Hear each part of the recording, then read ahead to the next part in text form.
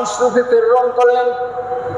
এইবার এমন মানুষ রূপে প্রেরণ করলেন বিসুরতি রাজুলিন ফকিরিন, দারিদ্র মানুষ রূপে ওই ফেরেশতাকে ওই তিনজনের কাছে পাঠায় দিতেছেন। ওই ফেরেশতা প্রথম ব্যক্তিটার কাছে গিয়া বলতেছে, ভাই আমি মুসাফির মানুষ, আমি সফর করতে করতে আমার সম্পদ শেষ হয়ে গেছে, আমি গন্তব্যে পৌঁছতে পারছি না। ভাই তুমি তো এক সময় অসুস্থ ছিলা, তোমার কোনো সম্পদ ছিল না, আল্লাহ রাব্বুল আলামিন তোমাকে সুস্থতা দান করেছে এবং তোমাকে সম্পদ দিয়েছে। ভাই তুমি আমাকে একটু সম্পদ দাও, আমি ওই সম্পদ ব্যবহার করে আমি আমার গন্তব্য স্থানে পৌঁছে যাই। এই কথা শুনে ওই মানুষ একদম চোখ কপালে উঠাইতেছে, কি বলো, কে আল্লাহ আমাকে দিয়েছে এগুলো? এগুলো আমার বাপ দাদার সূত্রে, ওয়ারিশ সূত্রে পাওয়া সম্পদ, আল্লাহ দিয়েছে। আর কিসের আমি অসুস্থ ছিলাম, আমি তো এমনই। এইরকম করে ওই ব্যক্তি ওই ফেরেশতারে তারাই দিয়েছে। এরপরে ওই ফেরেশতা দ্বিতীয় ব্যক্তির কাছে গিয়ে এমনই করে বলে, ভাই তুমি তো অসুস্থ ছিলা, তোমার মাথায় চুল ছিল না, তোমাকে মানুষ ঘৃণা করতো, তোমার সম্পদ ছিল না, আল্লাহ পাক তোমাকে সুস্থতা দান করেছে এবং আল্লাহ পাক তোমাকে সম্পদ দান করেছে। ভাই আমি মুসাফির মানুষ, আমার সম্পদ শেষ হয়ে গেছে, একটু সম্পদ দাও, আমি তা ব্যবহার করে আমার গন্তব্যে পৌঁছে যাই। ওই ব্যক্তিটাও শুনে রাগ, কিসের এগুলো আল্লাহ দিয়েছে, এটাও তো আমি আমার ওয়ারিশ সূত্রে আমার এগুলো পাওয়া, আমার কোনো রোগ টোক ছিল না, এই বইলা ওই ফেরেশতারে তারাই দিয়েছে। এইবার তৃতীয় ব্যক্তি, ওই ফেরেশতারা তৃতীয় ব্যক্তি অন্ধ ছিল, তার কাছে চলে গেছে। তার কাছেও গিয়া এমনই করে বর্ণনা করে, ভাই তুমি তো অন্ধ ছিলা, তোমার সম্পদ ছিল না, আল্লাহ রাব্বুল আলামিন তোমাকে সুস্থতা দান করেছে, চক্ষুষ্মান করেছে এবং তোমার সম্পদ ছিল না, আল্লাহ পাক তোমাকে সম্পদ দান করেছে। ভাই আমি মুসাফির মানুষ, আমার সম্পদ নাই, গন্তব্যে পৌঁছতে পারছি না, কিছু সম্পদ দাও।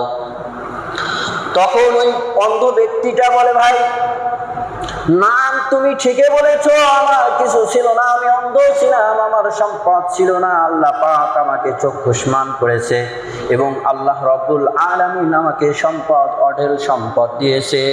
ঠিক আছে ভাই, তুমি যা সম্পদ পারো তা তুমি নিয়ে যাও, আমি একটু বাধা দেব না। খুজমা শীতা ও দামা শীতা, নাও তুমি তোমার ইচ্ছা মতো তুমি নিয়ে নাও।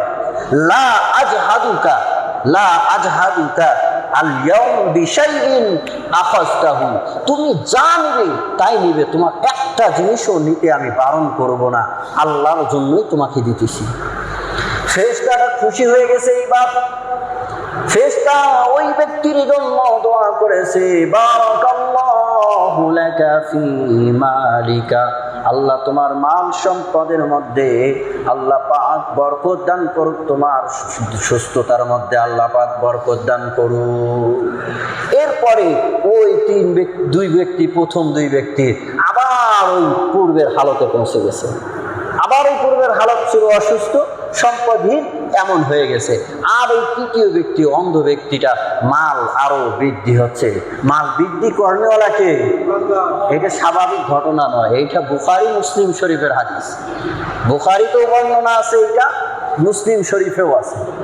বনি ইসরাইলের এই তিন ব্যক্তির ঘটনা।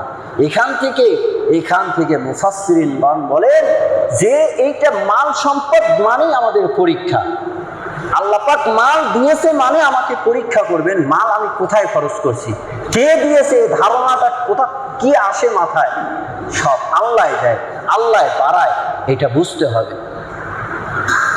এই জন্য আল্লাহ রাব্বুল আলামিন মাল বাড়ায় দেয়, মাল কমান না। আল্লাহ রাব্বুল আলামিন কোরআনুল কারীমের মধ্যে জানায় দেয়, ইন্নাল্লাযীনা ইয়াতলুনা কিতাবাল্লাহি ওয়া আকামাস সালাতা ওয়া আনফাকু মিম্মা রাযাকনাহুম وأقاموا الصلاة وأنفقوا مما رزقناهم سرا وعلانية يرجون تجارة لن تبور আল্লাহ তাআলা জানায় দেয়, যারা কিতাব পড়ে, কিতাবের তেলাওয়াত করে, আল্লাহর হুকুম শুনে, আল্লাহর বিধিবিধান কোরআনে কেমন রয়েছে তা শুনে, আল্লাহ রাব্বুল আলামিন আল্লাহর রাস্তায় খরচ করার ব্যাপারে কোরআনুল কারিমে এত উদাহরণ দিয়ে বলেছেন, এমন উদাহরণ দিয়ে কোনো ইবাদতের ক্ষেত্রে মানুষকে বুঝান না। মানে এত উপমা দিয়ে আল্লাহ পাক কোরআনুল কারিমে দান খয়রাতের বিষয়ে বলেছে, অন্য বিষয়ে এরকম করে বলেনি। এত সুন্দর করে বলেছে যে মানুষ কি চায় না তাদের জন্য জান্নাতে একটা বাগান হোক, দুনিয়ার বাগান দিয়া বুঝাইছে যে দুনিয়াতে কারো যদি এমন একটা বাগান থাকে, যেই বাগানের নিচ দিয়া সুন্দর পানির ঝর্ণা আছে, যেই বাগানে শুধু ফলই আসে, যেই বাগানের সুন্দর আরামদায়ক জায়গা আছে, এইরকম ফল কি দুনিয়ার মানুষ চায় না? যদি চায় তাহলে আল্লাহর রাস্তায় খরচ করুন। কেউ কি চায় না যে একটা শস্য দানার থেকে 100টা দানা আসুক? এটা কি চায় না? কত উপমা আল্লাহ পাক কোরআনুল কারীমে দান খয়রাতের ব্যাপারে বলেছে, এমন উপমা দেয়।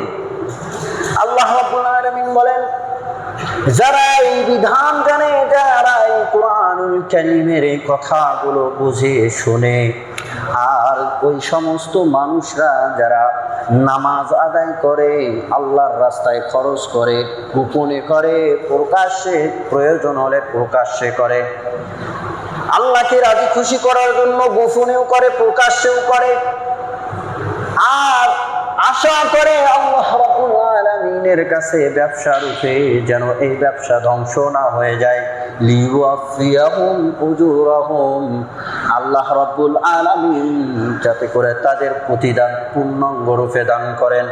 আর আল্লাহ পাক তাদের পূর্ণাঙ্গ রূপে প্রতিদান দান করেন। আল্লাহ পাক এই আয়াতের মধ্যেও জানাই দিলেন, আল্লাহর রাস্তায় খরচ করাটা একটা বিজনেস, একটা ব্যবসা। আমরা ব্যবসা বাণিজ্য করি টাকা ইনকাম, একটু লাভ করার জন্য, তাই কি না? একটু ব্যবসা বাণিজ্য মানে কিছু টাকা উপার্জন করা উদ্দেশ্য। আল্লাহ পাক বলেন এটাই একটা ব্যবসা, আল্লাহর রাস্তায় খরচ করা এটা একটা ব্যবসা।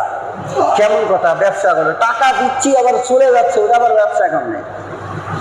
মাল দিয়েছেন কে? আল্লাহ। ওই মাল বৃদ্ধি করেন ওনাকে আল্লাহ। আমাদের ব্যবসা আমাদের টেকনিকের কারণে মাল বাড়ে না, আল্লাহ বৃদ্ধি করে দেয়। এই জন্য আল্লাহর রাস্তায় খরচ করলে এটাকে আল্লাহ পাক বলছেন এটা একটা ব্যবসা, যেই ব্যবসা কখনো লসের হাত স্পর্শ করে না। এটা এমন একটা ব্যবসা। আমরা তো ব্যবসা করি, লস আসতে পারে, কিন্তু এই আল্লাহর রাস্তায় খরচ করলে কখনো সেখানে লস নাই, কখনো লস নেই।